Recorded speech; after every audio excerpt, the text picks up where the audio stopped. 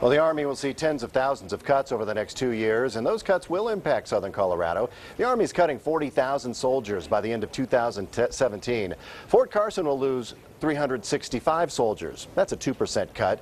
Today's cuts did not involve civilian military jobs. Those cuts could be announced in the next few months. And Fort Carson's top brass says they are feeling fortunate right now, but they're warning more cuts could be on the way. KRDO News Channel 13's Rana Novini talked to the 4th ID commander about the changes. She joins us now live from the Mountain Post. Hey, good evening, James. Heather, this cut was actually much less than anticipated.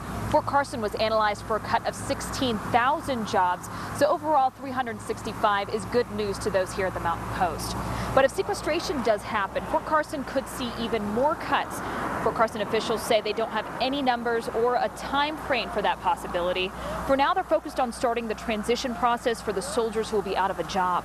Fort Carson has to restructure the Armored Brigade combat team, inactivate 2 explosive ordnance disposal companies, and reduce some headquarters positions. The 4th ID commander says the cuts won't happen overnight.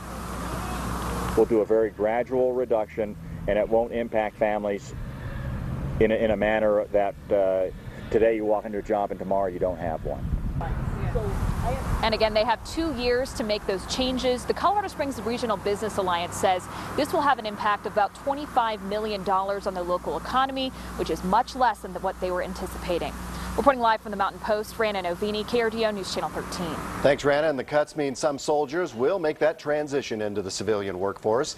We talked with a veteran at the Pikes Peak Workforce Center today who's made the transition. It was kind of hard. I mean, you kind of had to take jobs that you really didn't go in the military to take. But, you know, getting out, maybe a lot of those jobs was already filled. Fortunately, there is some help out there. The Workforce Center has many services for those transitioning out of the military. And the staff tell us there are more than 10,000 open jobs in the Colorado Springs metro area. And the impact of Fort Carson cuts does not only hit El Paso County, it's also felt in Pueblo. The Mountain Post is responsible for close to 30,000 jobs, and the Chamber of Commerce says more than 1,400 people live in Pueblo County and rely on Fort Carson for a job. They're raising their families, you know, here. Their kids are going to school in Pueblo. They have own homes here.